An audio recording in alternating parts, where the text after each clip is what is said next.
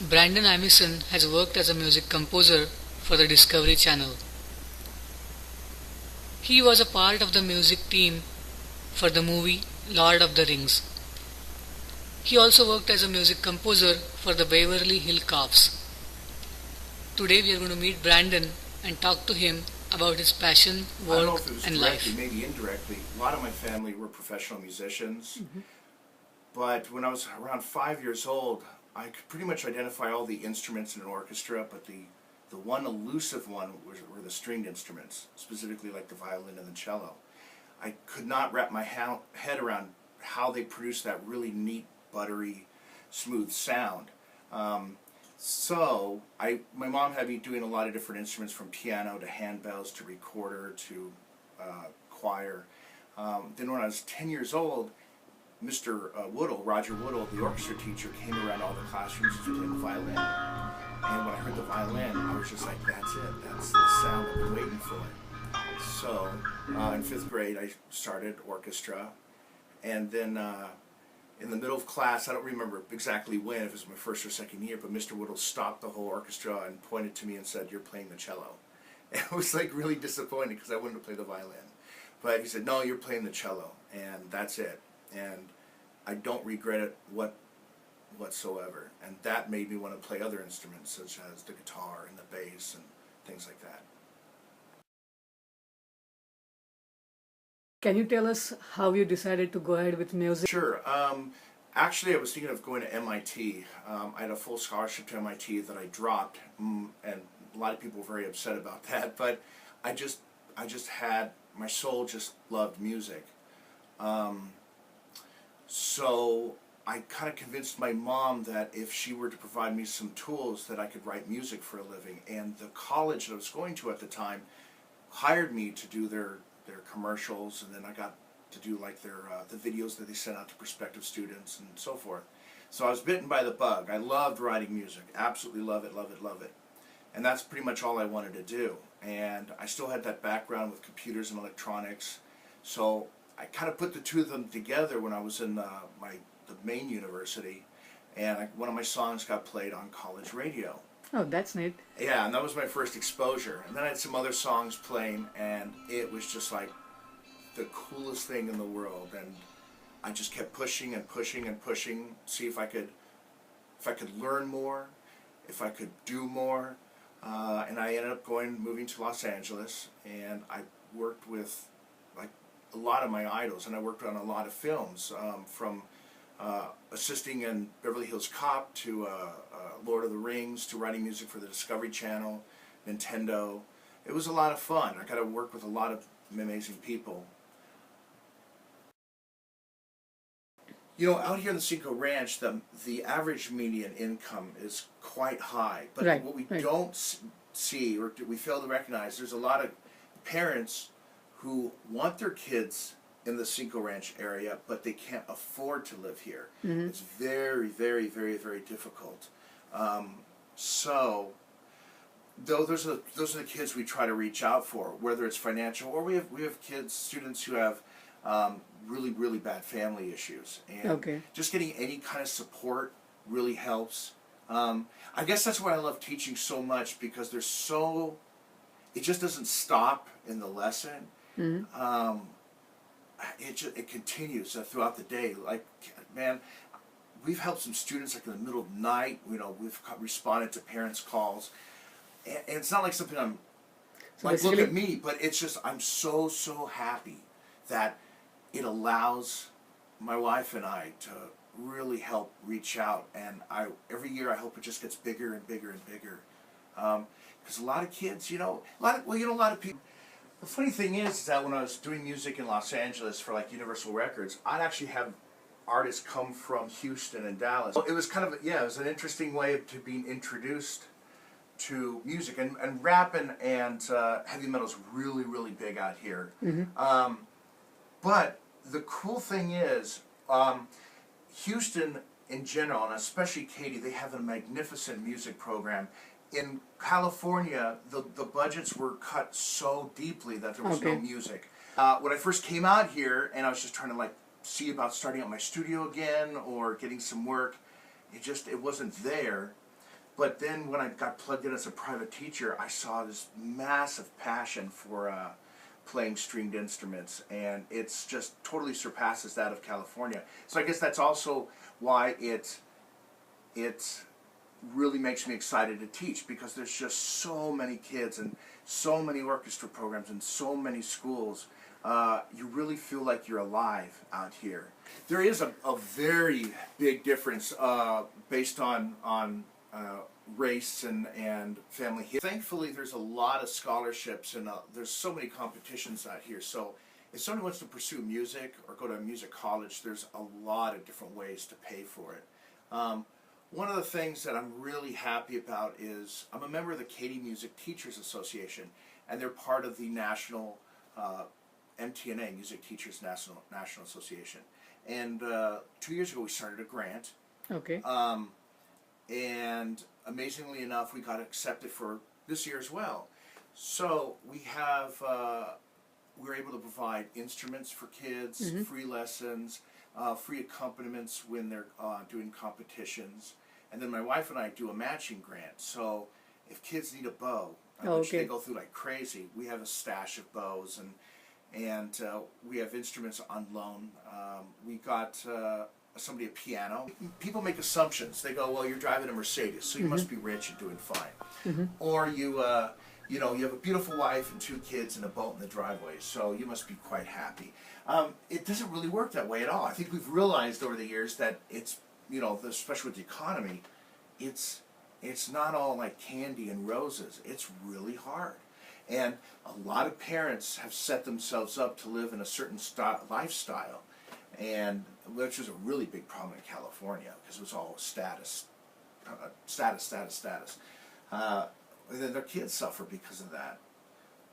So it's a shame, because there are a lot of kids who really love music. They have a deep, there's something very special inside them.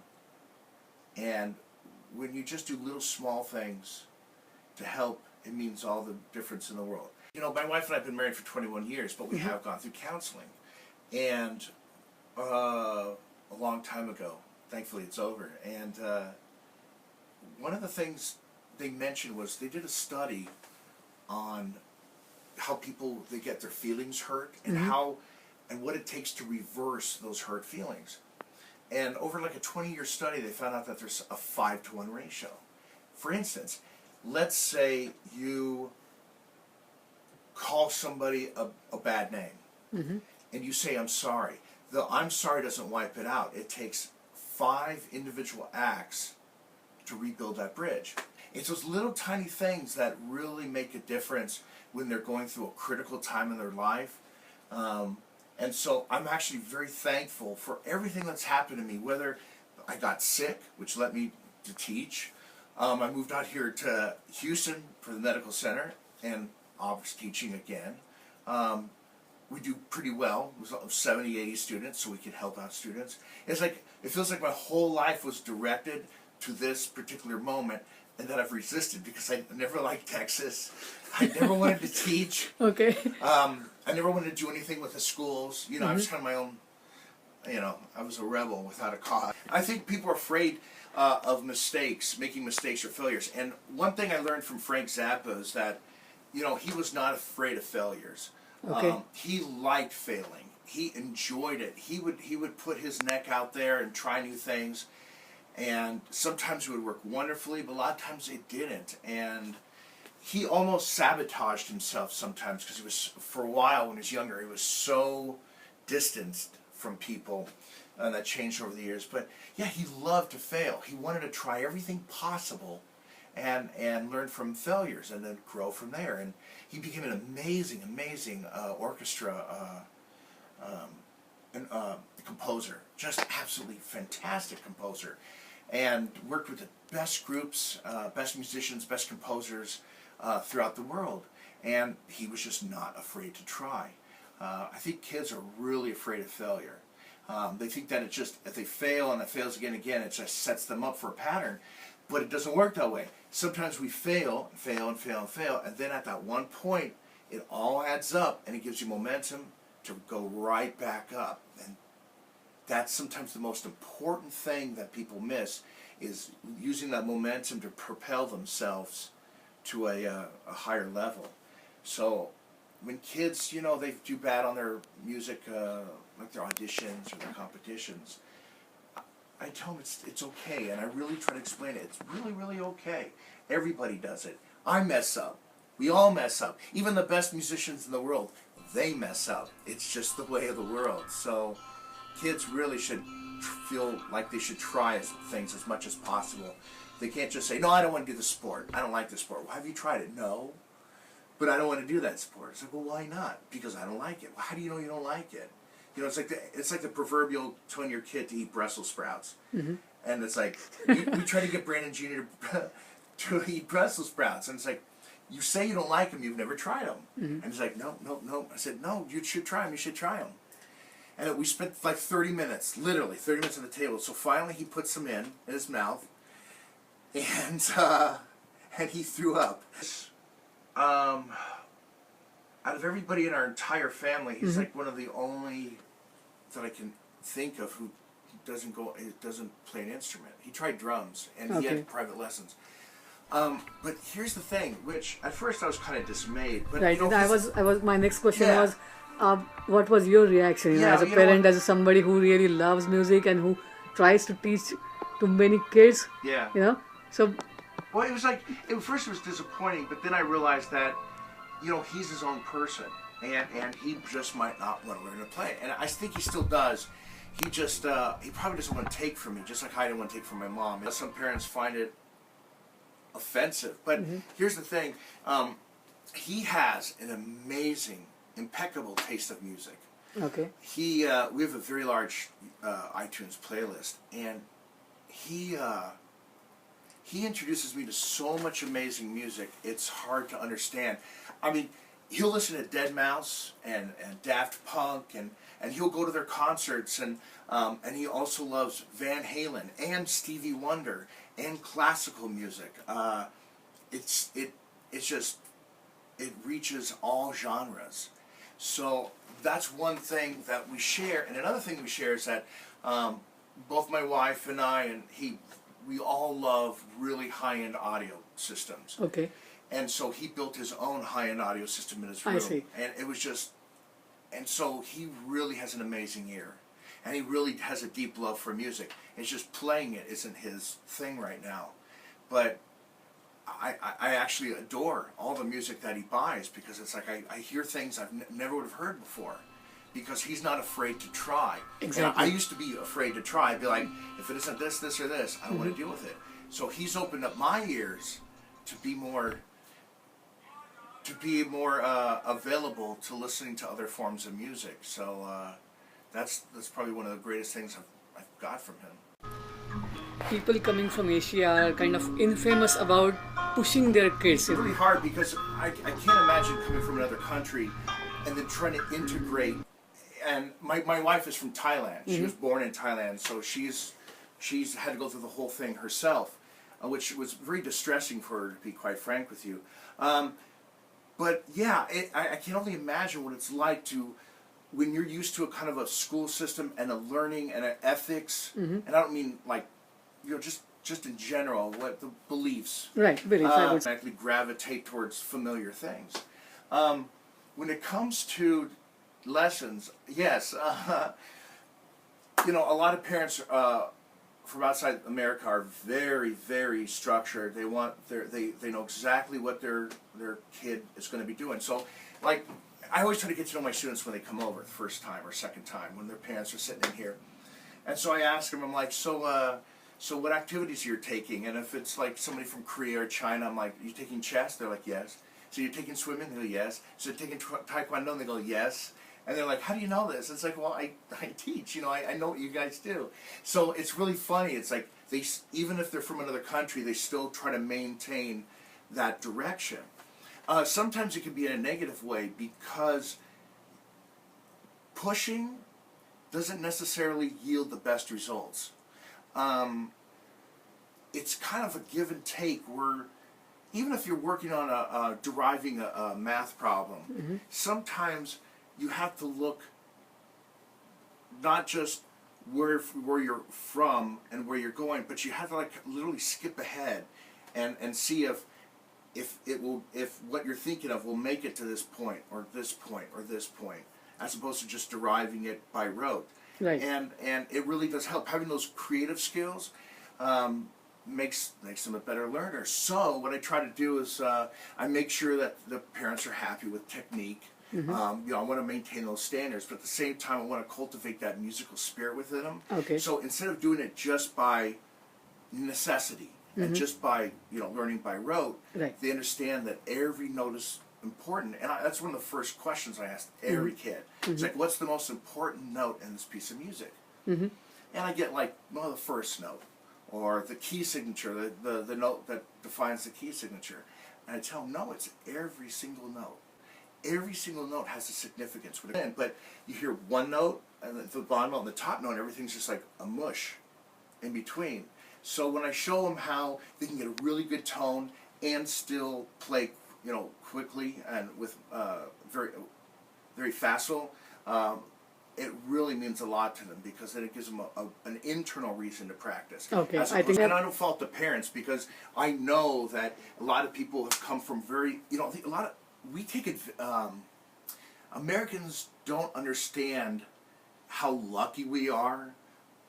It's amazing the opportunities afforded to us, and how we, like for instance in California, there's a lot of issues, but one of the things, the power would go out and we'd have rolling blackouts, and it was just like it was like screaming bloody murder when you'd lose power for a couple hours. And it's like, I got kids from overseas, they would not have power at night for the whole night. True. So I think a lot of kids think that they're, like we were talking about earlier, I think they feel like they're entitled. And it's like, it's a very bad attitude to have. And so when you have people from other countries, it's like, no, we didn't have a lot. I just think sometimes they miss the fact of nurturing them, nurturing their soul, in the same ways with American kids, where they're too lackadaisical and they're not pushed enough. So you get that weird dichotomy. Okay. Music is good music, period. Whether it's Anglo or Korean or Indian, it's just, if it's good, it's good. Okay. One of my favorite all-time movies I saw a long time ago is the movie Lagan. Okay. And it just impressed me, the story. I loved the story, and then the music was just incredible, just absolutely positively incredible, how the composer mixed all these different elements together and just made this just magnificent sound. I really love, I very much like rhythms, and like whether it's like I have a djembe, I have an udu, I like the tabla. I also have other personal instruments. I have like a guzheng and a peepaw. And I just love any sound. If it just sounds good, I like it. The Indian music especially, I love those rhythms. I like those deep, deep, deep tones. And so when he combined it in the movie Lagan with the traditional instruments like Western music, it was amazing. It floored me how good it was. And I was so upset because I wrote down the name of the movie, and I lost that piece of paper, and I could not remember what it was about, the name of it, for like 15 years. And thankfully I have Indian parents, and I'm like, what is this movie about, blah blah blah. And I go, that's Lagan, land tax, Lagan. And I was like so excited. So then I went on YouTube and I watched it like 2 or 3 times.